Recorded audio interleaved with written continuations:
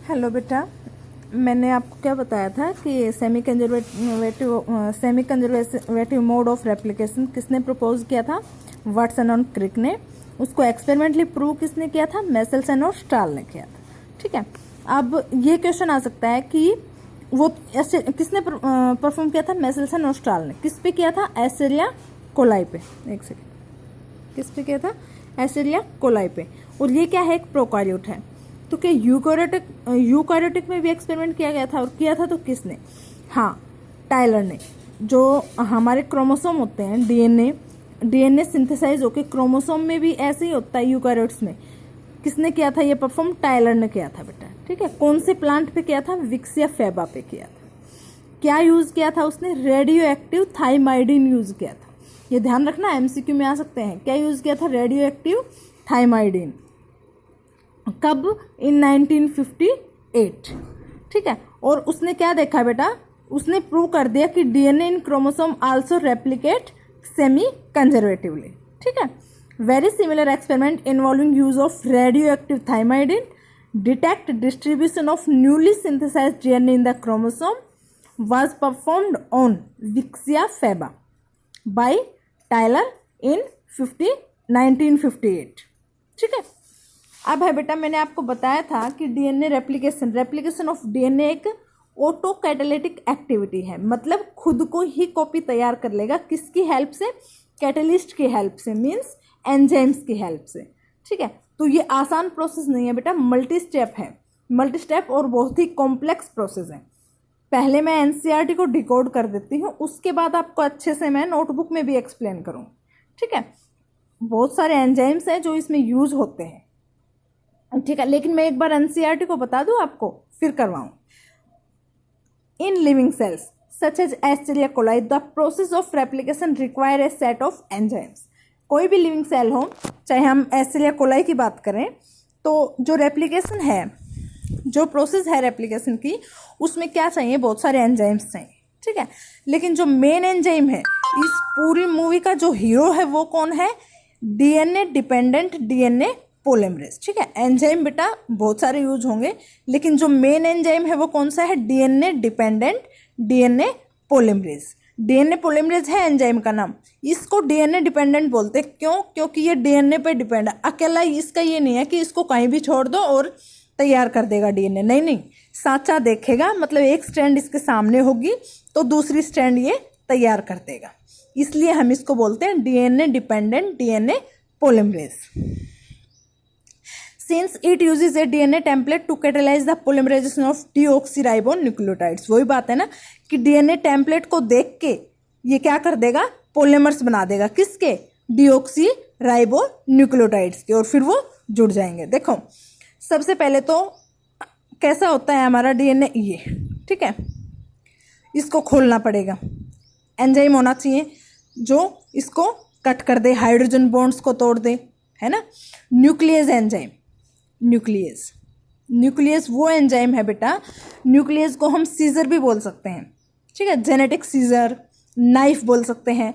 ये वो एंजाइम है जो डीएनए को कहीं से भी कट कर सकते हैं। ठीक है, और न्यूक्लियस 2 टाइप के होते हैं, एक्सोन्यूक्लियस एंड एंडोन्यूक्लियस। एक्सोन्यूक्लियस का मतलब जो बाहर से कहीं भी डीएनए को बाहर की साइड से कट लगा दे, और एंडोन्यूक्लियस का मतलब अंदर कोई स्पेसिफिक साइट हो जिस पे वो कट लगाएगा। एंडोन्यूक्लियस। रेस्ट्रिक्शन एंजाइम मतलब एक स्पेसिफिक पॉइंट होता है जहां से वो कट लगाएगा। ठीक है, एंडोन्यूक्लियस रेस्ट्रिक्शन एंजाइम, इसका मतलब अंदर कुछ स्पेसिफिक पॉइंट्स हैं जिन पे वो कट लगाएगा। सब समझाऊंगे आगे। ठीक है, यहाँ तक बात समझ आई? अब इसको एक ने काट दिया, नहीं, हाँ बेटा, वो बंद है, मुन्ना से खुलवाओ। इसको खोलता हुआ जा रहा है न्यूक्लियस। ठीक है, हाइड्रोजन बॉन्ड्स है उनको ब्रेक करता हुआ जा रहा है। लेकिन आपको पता है डीएनए की लेंथ कितनी थी? 2.2 मीटर, जो कि बहुत लॉन्ग है। ठीक है, और उसको खोलने में क्या हो जाए? जैसे हम धागा है, धागा को खोलेंगे तो क्या होगा? उसमें गांठ आ सकती है ना, टोरक्यू हो सकता है, उलझ सकता है वो। तो इसके लिए दूसरा एंजाइम होता है टोपोआइसोमरेज। वो क्या करता है कि तुम इसको खोलते जाओ, जहां जहां इसमें मतलब कोई दिक्कत होगी, उलझन होगी, तो मैं इसको ठीक करता जाऊंगा। ठीक है, समझ आई बात। इसके बाद अब हाइड्रोजन बॉन्ड्स है, इसने ब्रेक कर दिए, एक स्ट्रैंड ये हो गया, एक स्ट्रैंड ये हो गया, आगे से ये ब्रेक करता हुआ जा रहा है। तो यहाँ पे जो वो है नाइट्रोजनस बेस है और यहाँ पे भी है ना, और ये हाइड्रोजन बॉन्ड से जुड़ते हैं, तो ये दोबारा भी तो जुड़ सकता है, हाइड्रोजन बॉन्ड जुड़ सकता है ना। इसके लिए सिंगल स्ट्रैंडेड प्रोटीन्स होते हैं जो इन पे अटैच हो जाते हैं आके, और इनको जुड़ने नहीं देते। कब तक? जब तक दूसरा स्ट्रैंड तैयार नहीं हो जाता। यहाँ तक बात समझ आई? ठीक है।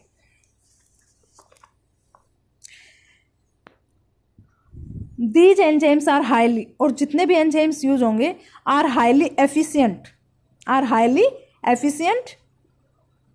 Enzymes as they have to catalyse polymerisation of a large number of nucleotides in a short time. क्या कह रहे हैं बेटा? ये हाईली एफिशिएंट होते हैं, मतलब इतने ज़्यादा न्यूक्लियोटाइड्स की पॉलीमराइजेशन करनी है, इतने ज़्यादा न्यूक्लियोटाइड्स बनाने हैं और उनको जोड़ना है, ये बहुत थोड़े टाइम में कर देते हैं। ठीक है, जैसे एस्टेरिया कोलाई के पास 4.6 इंटू 10 की 6 बेस पेयर्स होते हैं।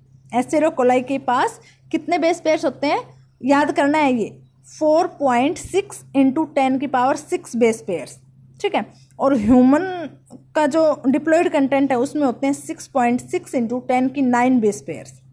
ठीक है, तो जो एस्टेरिया कोलाई है वो 20 मिनट में डुप्लीकेट हो जाता है, मतलब 20 मिनट में डिवाइड कर जाता है, लेकिन उसके डीएनए रेप्लिकेशन में टाइम लगता है 18 मिनट्स। देखो कितना टाइम लग गया रेप्लिकेशन में। वो डिवाइड होने से पहले उसको क्या करना पड़ेगा? अपना डीएनए का कंटेंट डबल करना पड़ेगा, तभी वो डिवाइड हो पाएगा, और उसी में उसने 18 मिनट खर्च कर दिए। ठीक है, तो 4.6 इंटू 10 की पावर 6 है बेटा। 10 की पावर 6 बेस पेयर्स को वो 18 मिनट में क्या कर देता है? डबल कर देता है। ठीक है, तो एवरेज रेट क्या निकली बेटा? ये अगर आपके एनसीईआरटी में 38 हो तो 18 कर लेना।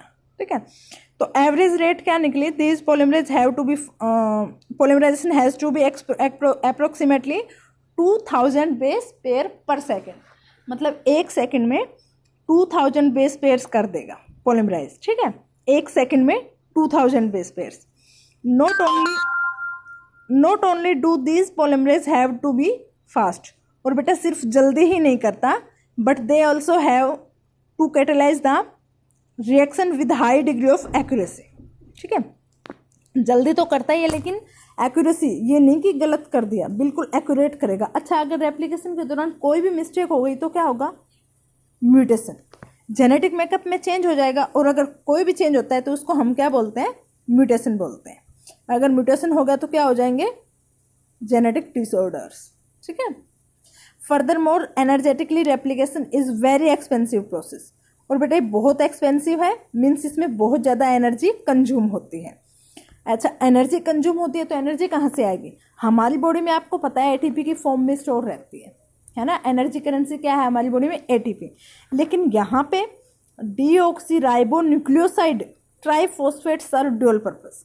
डीऑक्सीराइबोन्यूक्लियोसाइड ट्राइफॉस्फेट ही एटीपी का भी काम करेगा, और जो हमें यहाँ से फॉस्फेट शुगर चाहिए उसका भी काम करेगा।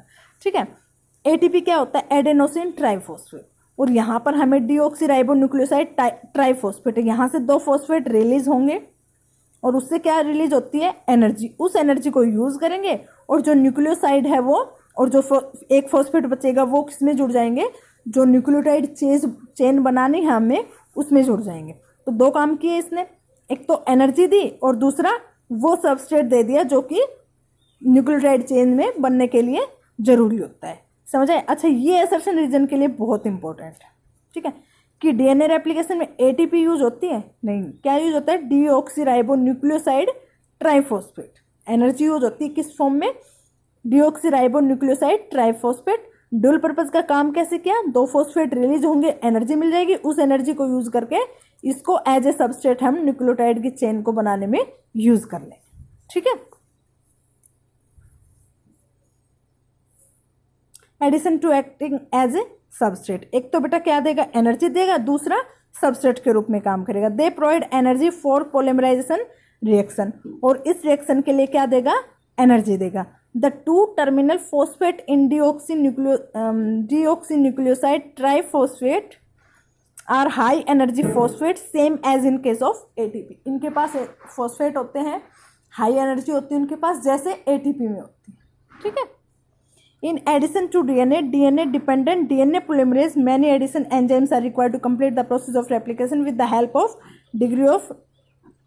With the high degree of accuracy. वही बात है कि एक एंजाइम, एक तो मेन हीरो है डीएनए डिपेंडेंट डीएनए पोलीमरेज, लेकिन अकेले से ये पूरी प्रोसेस नहीं होगी, इसके साथ बहुत सारे एंजाइम्स यूज होने हैं और एक्यूरेसी के साथ डीएनए रेप्लिकेट करना है, ठीक है। अब देखो बेटा, फॉर लॉन्ग डीएनए मॉलिक्यूल, मतलब बहुत बड़ा है हमारा डीएनए मॉलिक्यूल और इसके 2 स्ट्रैंड हैं। 2 strands of DNA can not be separated into its entire length.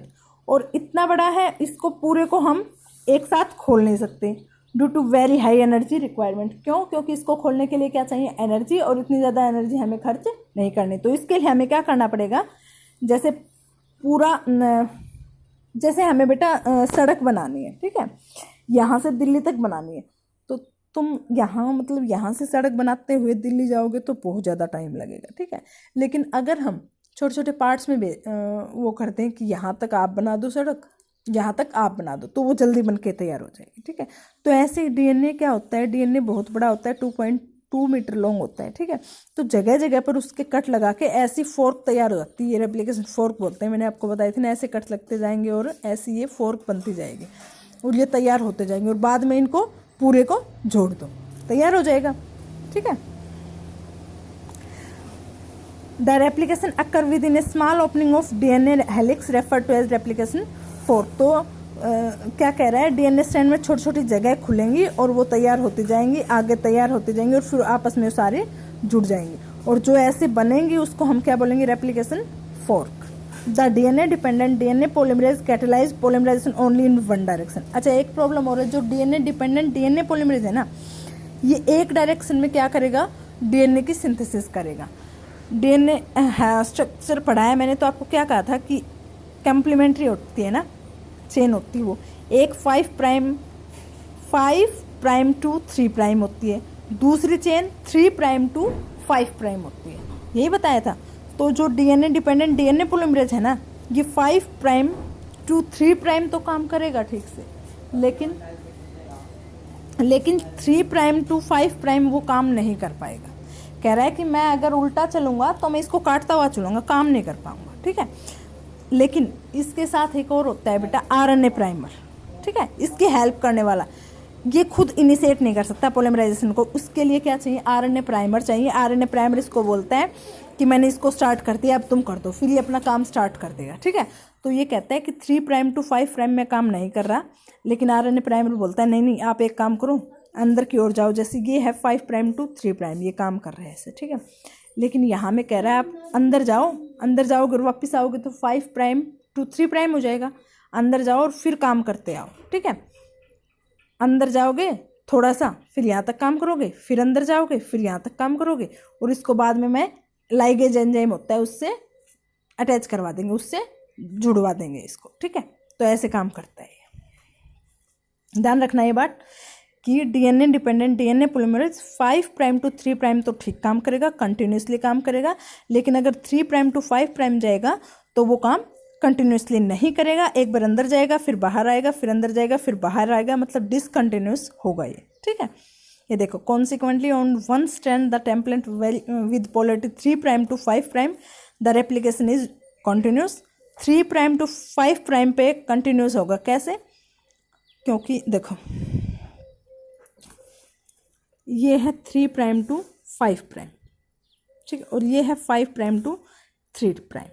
मतलब यहाँ से अगर यहाँ 3 है तो दूसरी चेन कैसी होती, कॉम्प्लीमेंट्री, इसके एंटी पैरेलल होगी। तो यहाँ से 5 प्राइम से स्टार्ट करेंगे और 5 प्राइम टू 3 प्राइम तो डीएनए डिपेंडेंट डीएनए पोलीमरेज काम बिल्कुल ठीक करता है, लेकिन ये 3 टू 5 प्राइम है, तो जो दूसरी चेन बनेगी वो 3 प्राइम से 5 प्राइम बनेगी। तो यहाँ पर एंजाइम क्या करेगा, पहले अंदर जाएगा, बनाता हुआ लेके आएगा, ठीक है, फिर अंदर जाएगा, फिर बनाता हुआ लेके आएगा, मतलब क्या हो जाएंगे, छोटे छोटे टुकड़ों में बनाएगा ये, इसको छोटे छोटे टुकड़ों में बनाएगी, ये कंटिन्यूस सिंथेसिस हो जाएगी और डिसकंटिन्यूस हो जाएगी। तो ध्यान रखना 5 प्राइम टू 3 पे तो डिसकंटिन्यूस होता है, 3 प्राइम 5 प्राइम पे कंटिन्यूस होता है।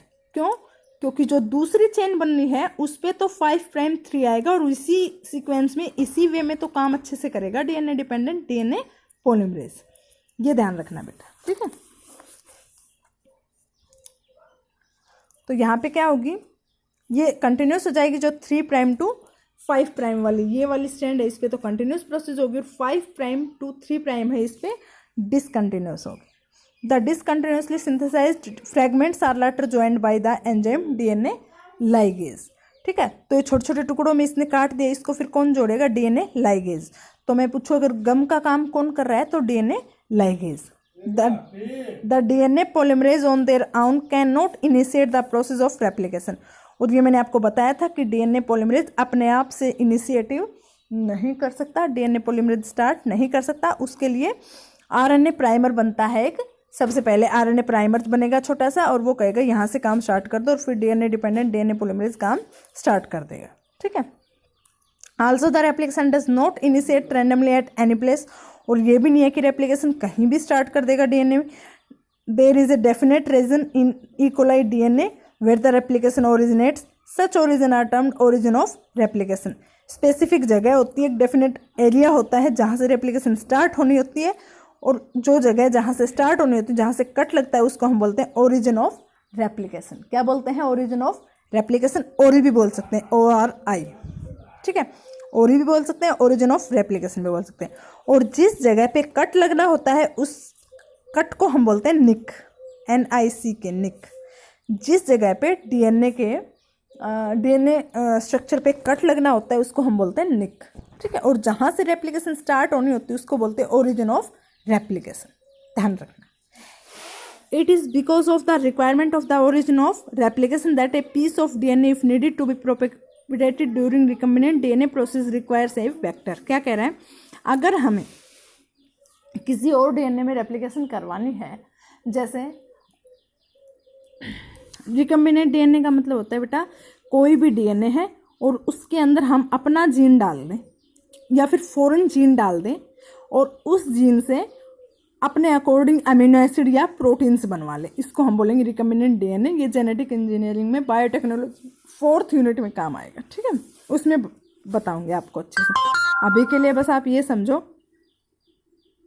कि कोई भी एक डीएनए है, उसमें हम अपना जीन या किसी और जो इसका जीन नहीं है उससे दूसरा जीन इसके अंदर डाल रहे हैं, और जीन है, जीन का क्या काम है, उसके पास इन्फॉर्मेशन है, वो इन्फॉर्मेशन देगा और उससे वो प्रोटीन बन जाएगा जो कि हम चाहते हैं। ठीक है, जैसे इंसुलिन होता है बेटा, शुगर वाले जिसको शुगर होती है उसको इंसुलिन के इंजेक्शन दिए जाते हैं। तो ये इंसुलिन आता कहाँ से है, हमारी बॉडी में तो इतना ही बनता है जितना हम यूज़ कर ले। ठीक है, तो ऐसे तो है नहीं कि एक बॉडी से निकाला और दूसरी में डाल दिया। तो इसके लिए क्या किया जाता है, जो इंसुलिन बनाने वाला जीन होता है ना, उसको किसी बैक्टीरिया में डाल दो, वो जीन अपनी इन्फॉर्मेशन देगा और उसमें से इंसुलिन नाम का प्रोटीन बन जाएगा। फिर इंसुलिन को उस बैक्टीरिया से निकालो और जो मतलब पेशेंट है उसको दे दो। किसके द्वारा होता है ये, बायोटेक्नोलॉजी जेनेटिक इंजीनियरिंग के द्वारा। ठीक है, और इसके वेक्टर का मतलब जो इस जीन को उसके अंदर डाल दे। ठीक है, उसको हम बोलेंगे वेक्टर। अच्छा, ये कह रहा है रेप्लिकेशन इसमें अच्छे से समझ नहीं आएगी, लेकिन मैं अच्छे से करवाऊंगी नोटबुक में आपको। अभी मैंने सिर्फ एनसीईआरटी को डिकोड किया है। In eukaryotes the replication of DNA takes place at S phase of the cell cycle. Replication मैंने आपको बताई थी कब होती है, सेल साइकिल के एस फेज में होती है। The replication of DNA and cell division cell cycle should be highly coordinated. Cell अगर एक किसी सेल को डिवाइड करना है तो उससे पहले उसके डीएनए को रेप्लिकेट करना होगा। ठीक है, और अगर एक बार डीएनए रेप्लिकेट कर गया तो उस सेल को डिवाइड करना ही पड़ेगा। और अगर कई बार ऐसा हो जाए कि डीएनए रेप्लिकेशन हो जाती है लेकिन सेल डिवाइड नहीं कर पाती, तो क्या होगा, पॉलीप्लॉइडी की कंडीशन आ जाएगी, मतलब क्रोमोसोमल कंडीशन, क्रोमोसोमल एनोमली हो जाएगी। ठीक है, पॉलीप्लॉइडी मतलब क्रोमोसोमल डिसऑर्डर्स। बेटा you will learn the detail nature of origin and process occurring, अच्छा, हायर क्लास में। ठीक है, ये रेप्लिकेशन। अच्छा, ये ध्यान रखना कौन सा एंजाइम होता है जो कैंची की तरह काम करता है, सीजर की तरह, न्यूक्लियस। फिर गांठ कौन खोलता है इसके अंदर, टोपोआइसोमरेज। ठीक है, मेन हीरो कौन है इसका, डीएनए डिपेंडेंट डीएनए पॉलीमरेज। ये अपने आप से काम स्टार्ट नहीं करता है तो कौन करवाता है, आरएनए प्राइमर। छोटा सा फ्रेगमेंट आरएनए का बनेगा और वो कहेगा यहाँ से काम स्टार्ट कर दो, और डीएनए डिपेंडेंट वहाँ से काम स्टार्ट कर देगा। गम का काम कौन करता है, मतलब फ्रेगमेंट्स को जोड़ने का काम कौन करेगा, डीएनए लाइगेज। ठीक है, और आपको ये पता है ए हमेशा टी के साथ जुड़ेगा, जी हमेशा सी के साथ जुड़ेगा। और ये वाई शेप का स्ट्रक्चर बनता है इसको हम बोलते हैं रेप्लिकेशन फोर्क। क्या बोलते हैं, replication fork. 3 prime to 5 prime पे कॉन्टिन्यूस सिंथेसिस होगी, 5 प्राइम टू 3 प्राइम पे डिसकंटिन्यूस सिंथेसिस होगी। ठीक है, इसको लैडिंग स्ट्रैंड बोलेंगे। जिस पे कंटिन्यूस होती है उसको लैडिंग स्ट्रैंड बोलेंगे, और जिस पे डिसकंटिन्यूस होती है उसको लैगिंग स्ट्रैंड बोलेंगे। ठीक है, ओकाजाकी फ्रेगमेंट्स, ये जो फ्रेगमेंट्स बन रहे हैं, छोटे छोटे टुकड़े हो रहे हैं, इसको हम ओकाजाकी फ्रेगमेंट्स बोलेंगे। क्वेश्चन क्या आएगा कि ओकाजाकी फ्रेगमेंट कौन सी स्ट्रैंड पे बनते हैं, तो लैगिंग स्ट्रैंड पे बनते हैं। ठीक है, कॉन्टिन्यूस सिंथेसिस कौन सी स्ट्रैंड पे होती है, लैडिंग स्ट्रैंड पे होती है, जो 3 प्राइम टू 5 प्राइम होती है। ठीक है, बात समझ आ गई बेटा? Okay, thank you.